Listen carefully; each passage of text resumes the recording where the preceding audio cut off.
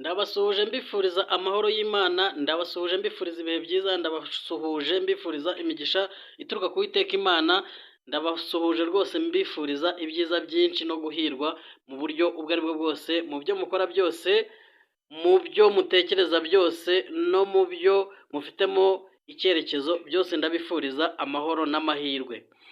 N'ubundi nk'uko bisanzwe kuri microphone za Ntamikino Online TV muri kumwe na The Master, ndabasuhuje by'umwihariko aho muherereye hose mu bihugu bitandukanye cyangwa se ku migabane itandukanye, ndabifuriza kugubwa neza.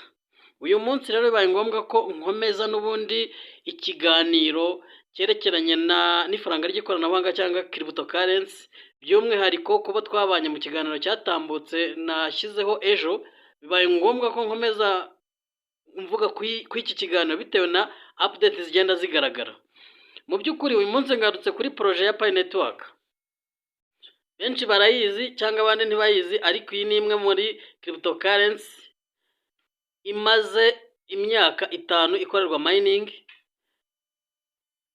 Ku bayizi no ku batayizi haracyari amahirwe y'uko namwe mwakwinjira muri mining. Ni free, na application muri telefone, ubundi ugahabwa amakuru y'uburyo iminingwa, nawe ukabyaza amahirwe icyerekezo turimo cyangwa se aho tugana, kuko narababwiye ngo umuntu uwo ari we wese udahindura mindset ze ngo yumve ko monde numerique twari turimo ayivamo akajya muri monde digitale, arisanga imbere rwose yasigaye cyane, yatakaye. Tekinoloji irimo iragenda yerekeza mu ikoranabuhanga kuruta uko twari tuyimenyereye mu buryo busanzwe buri ekonomi bufatika. Ubwo rero bibaye ngombwa kugaruka kuri iyi projet. Ku bantu bagiye bakurikira ama update mu myaka yose itambutse cyangwa se babaye muri uyu mushinga, bazi uburyo ibintu byagiye bihinduka, cyangwa se uburyo Dr Nicolas, uyu mwarimu muri kaminuza ya Stafford, nyiri uyu mushinga, cyangwa se na Dr umugore we Fanny, uburyo bawubatse, meme na Dr Philippe, benshi mu bo twagiye tubana muri projet barabizi, cyangwa se ku mbuga zitandukanye za WhatsApp uburyo bagendaga bafata amakuru barabizi. Ariko noneho bibaye ngombwa ko ngaruka kuri iyi nkuru kubera update yagaragaye uyu munsi igikonfirma ko 2024 Nicolas uko byagenda kose cyane kwa team bashobora kurekura icyo twise open mainnet. By'umwihariko ibi si igitangaza kuko arabagiye bamininga coin zitandukanye zikabasha kuba transferable mu wallet yabo, bakabasha kuzitradinga. Hari abagiye bakora za coin n'izindi coin zagiye ziminingwa zirazwi hano mu Rwanda, zirazwi zitandukanye cyangwa no mu bihugu bitandukanye, ariko mu zagiye zigaragara cyane inanga mu minsi ya vuba, cyane cyane nka coin niyo yagaburiye abantu mu gihe bayimenye, kuko murabizi ko yagiye ku isoko yo iri kuri 0.1 handi umva ari 0.2, ariko mu gihe gito bigeze ku madolari 5, kandi kuyimaninga yari free. Murumva nk'umuntu wari waramayininze byibuze ko igihumbi cyangwa ko ibihumbi 2 ku isoko, ibyo ari byo byose hari ukuntu yabaje kwikenura. Ariko noneho iyo yari projet yoroheje kuko nyiri ko nta nubwo yabarwaga muri Satoshi, ariko ni byari ibintu biciriritse. Noneho umushinga wa Pi Network nkuko Dr Nicolas yawubatse mu myaka 5, ariko nubwo wagaragaye mu myaka 5 ikorerwa mining, na nubu ikaba itararangira, hakiri amahirwe ku bantu abari bose bataramenya iyi projet ku buryo bayijyamo. Nuko uyu mugabo mbere y'uko utangiza uyu mushinga we yari afite avenir, yari afite intumbero, yari afite future. Hari ukuntu yari yarabibaze ku buryo azarekura iyi projet ikaza ije gushyira hasi zayibanjirije izo za Bitcoin, izo za Ethereum, izo za BNB n'izindi. Amacoin agiye ari ku isoko uburyo ahenze murayazi, cyangwa se n'uburyo twagiye tubigwa mu kiganiro cya mbere. Ariko noneho projet ya Pi Network yubakanywe ubuhanga bugezweho, cyangwa yubakanwa tekinoloji igezweho, dore ko noneho yo izaza ije guhindura icyo bise tekinoloji yari iriho y'ikoranabuhanga, kuko ikoranabuhanga ryari muri web 2, izazayo ije gutangira na web 3 kuko nibo bayikoze. Web 2 igiye kurangira, irangirane n'ibyo yagezweho.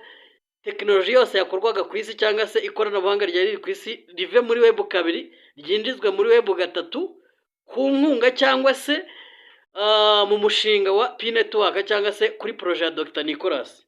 Ibyo ni ibintu byamaze kugaragara ku bantu bagiye bakurikira aya makuru, ari nabyo na buryo bwa transfer cyangwa se na system yakoreshwaga bancaire nayo igiye guhinduka, kuko byari bizwi ko mbere hakoreshwaga izo 20 ikaba igiye guhinduka ikaba izo 20 ibyo rero bikaba ari ibintu bigiye guhindura gukora revolution. Iyi ni coin Nicolas yubatse, ayubakira usability, ayubakira project ku bantu bamwe bazitunze bagiye bazigurisha ku masoko cyangwa se mu buryo bwa muri periode imaze igihe ibaho ya barter trade cyangwa se unclosed mainnet.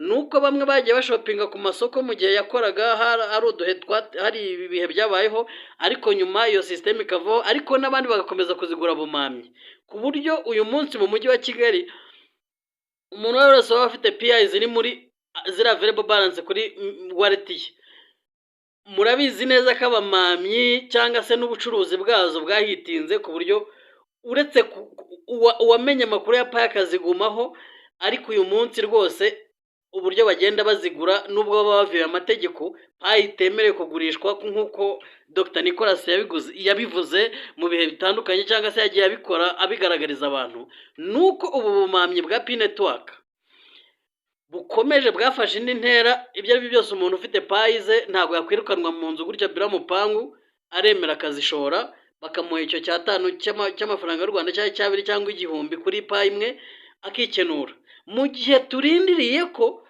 Open Mainnet umunsi irabe yatangiye ibintu biri buhinduke. Mwibuke neza ko iyi update y'uyu munsi itangiranye na testnet ya kabiri. Testnet ya mbere mwari muzi ko free transfer fees ya transfer yari 0.01, none bakaba bayigabanyije cyane bitewe nuko bazi neza ko iki giciro cya PI kiri ku rwego ruhambaye cyangwa se ruri hejuru bitewe na GCV uburyo yamaze kwemezwa muri systeme. Ku bantu baba muri mushinga GCV muzi icyo bisobanura, ni Global Consensus Value. Iryo tora ry'icyo giciro muzi gihe ryatangire kuva mu mwaka wa 2022 utangira kugeza 2023. Murabizi ko hari hakiri ubukangurambaga bwo guhitamo igiciro haza kwemezwa ira GCV y'Abashinwa. Ubwo rero umupioneer uwo ari we wese azi GCV agaciro kayo, ariko no ku muntu mushyashya ushaka kuza muri uyu mushinga amarembo aracyafunguye mu gihe gito, kuko chance zirarangirana n'ukwezi kwa 12 dutekereje ko Nicolas kigaragaza update ko 2024 hashobora kuba Open Mainnet. Kandi tuzi neza ko muri periode ya Open Mainnet ku macoin yose baba bamaze kuya closing mining bitakiba. Ubu nuvuga ngo haracyara amahirwe y'amezi 2 n'iminsi ku muntu mushyashya, ariko nawe yayabyaza umusaruro. Ariko ku muntu usanzwe n'ubundi mining irakomeje, ariko noneho harimo avantage kuvuga ngo umushinga tumazemo imyaka runaka cyangwa igihe runaka ugeze ku musozo, kandi ugeze ku musozo neza ugiye kutuzanira impinduka mu buzima, ugiye gukora revolution.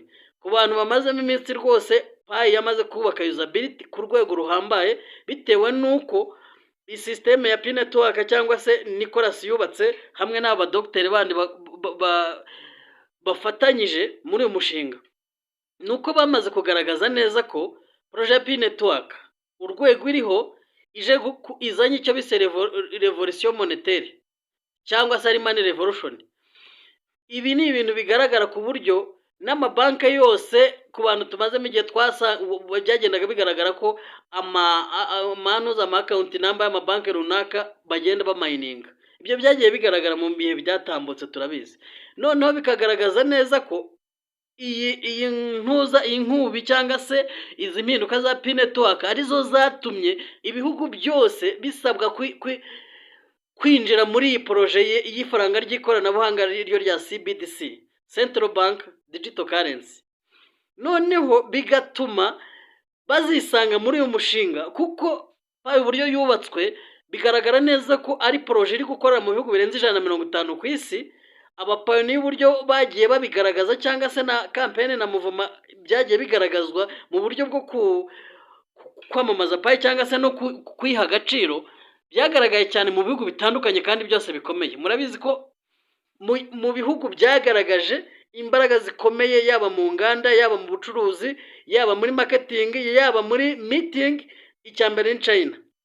Ibindi byo biza nyuma, ariko Ubushinwa bwagaragaje imbaraga zikomeye nk'igihugu ku isi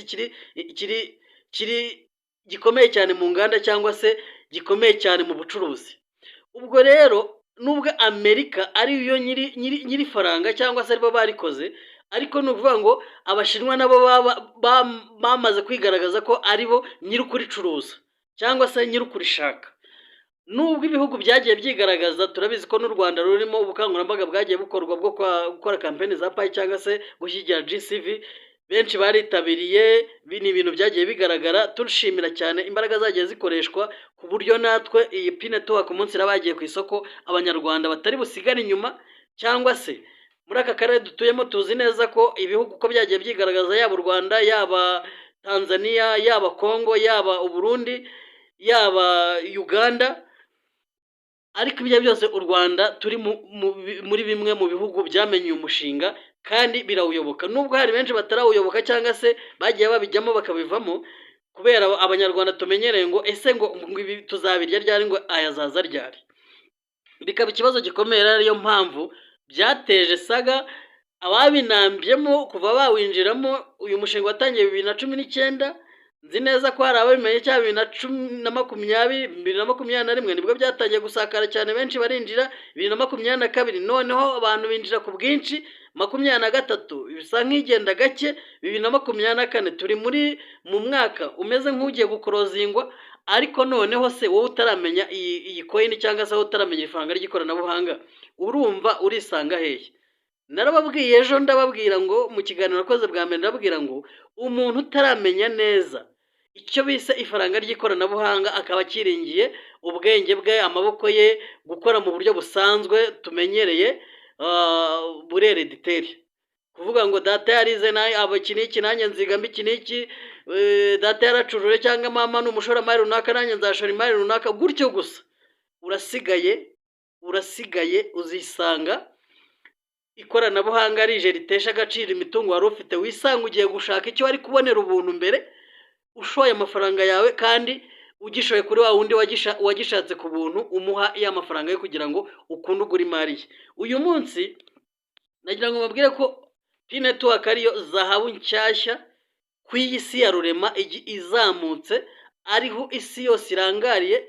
Inganda zikomeye zamaze gusinya amakontrakt yo gucuruzamo ibicuruzwa byawe, zaba izikora imodoka cyangwa se izikora amatelefone, yaba izikora ibikoresho ibyo ari byo byose bihenze ku isi, zamaze gusinya amakontra n'amasoko atandukanye. Ibi ni ibintu tuzi cyangwa se twagiye tubona nk'amakuru ari officiel, cyangwa se ni ibintu biri confidential, ariko nkibaza ngo umuntu utaramenya Pi Network cyangwa se umuntu ukijijinganya ko igihe dusigaje ari gitoya, amezi 2 n'iminsi gusa, umuryango ukifunga, uyu muntu nje namugira inama ngo ntazifuze kwicuza, kandi yarabaje kugira amahirwe yo kumenya icyamugirira umumaro. Gusa umugisha ugira ba nyirawo. Ndabizi n'ubu ngubu hari ushobora kunyumva atarinjira mu mushinga wa Pi Network akavuga ati n'ubundi ibyo bibaho bitewe n'impamvu ze runaka cyangwa bitewe n'uko abyumva, ariko nyuma mpamya neza ntashidikanya ko ikintu cyose cyagize agaciro, waba wagikundaga, waba utaragikundaga, warakinagirijaga, waba utaracyumvagamo, uricuza. Ibyo mu buzima bwa kiremwa muntu turabizi. Iyo mbimenya iryo jambo ntiribura. Uramutse ubonye umuntu mbese wajyaga aza akakuguza 1000 cyangwa 5, cyangwa se ukamufasha nk'umuntu w'umufamiliye, uvuga uti ngenda kize ndi umucuruzi, ndi umuyobozi runaka, cyangwa se ndi umushoramari runaka, ugashiduka noneho yakurenzeho, kandi ubizi neza ko akurenzeho nta bindi bishoro byinshi yakoresheje, icyo yakoze ari kumenya gusa. Ibi bintu bibaho cyane mu kiremwa muntu, ariko birababaje kuba umuntu ukurikira nta mikino online TV cyangwa se wumvise ikiganiro kwicuza kwazamubaho. Noneho nkomeje iki kiganiro nuko tuzi neza ko umushinga wa Pi Network, iyi ni revolution mu buryo buri ekonomi y'isi, niyo zahabu isi igiye kureberaho, cyangwa se ibihugu bikomeye bigiye gushakisha abashoramari bakomeye, abanyenganda bakomeye, bose niho amaso yabo agiye kurangarira. Nababwiye ko inganda zose zikomeye zamaze kwiyensera cyangwa se kwisetinga muri iyi poroje. Ni ibintu bikomeye kandi ni ibintu biteye ubwoba. Gusa uyu munsi icyizere dufite ni uko ku bantu bashyashya amahirwe aracyafunguye, ariko no ku bantu basanzwe muri uyu mushinga ni uko mu gihe gito turindire cyangwa se dutegereje. Ni ukuvuga ngo buri mupayiniya wese winjiye muri iyi poroje akaba agenda yuzuza ibisabwa, amayininga, yuzuza ibyo sisiteme imusaba kuzuza, nta gisaba amafaranga uretse kuba uyu mwanya ukuzuza ibisabwa detaye zose. Ni uko we afite ibyishimo n'ibyiringiro ko mu minsi mike iri imbere ubuzima bwe burahinduka. Ku bantu bagenda baba ku magurupe atandukanye ya Pinetwork murabizi, ku bantu bagiye bakurikirana iyi poroje barabizi ko harindiriwe impinduka. Muvandimwe rero, mu payoniya tubana umunsi ku wundi, nawe mushyashya waba ugeze kuri Ntamikino Online TV, nakubwira ngo turacyafite amahirwe, ariko by'umwihariko payoniyazi igihe cyageze kandi hagiye gushya. Biratangaje cyane kuba Dr. Nicolas ku izi tariki 17 z'ukwa 10 yongeye kugaragaza ko 2024 ishobora kurangira twinjiye muri periode ya Open Mainnet. Mu gihe benshi bari bamaze gutakaza icyizere bati ko ya periode ya Barter Trade International ko itatangiye, ubu Open Mainnet irashoboka se mu mpera z'umwaka. Ibi rero bikaba ari inkuru nziza yongeye kurema agatima abantu binjiye muri uyu mushinga cyaba urimo, bikagaragaza neza ko impinduka turi kuzikozaho imitwe y'intoki, kandi impinduka iri gukomanga mu minsi mike cyane iri imbere. Bantu tubana umunsi ku wundi kuri Ntamikino Online TV, twarababwiye ngo tuzatubagezaho ibiganiro bitandukanye, tubakora ubucukumbuzi butandukanye, tubagezaho ibintu byinshi bitandukanye. Gusa nimba dusanzwe tubana cyangwa se nimba ari ubwa mbere, ihangane dukandire subscribe, twandikire comment uburyo tukugezaho ibiganiro byacu n'uburyo byakira.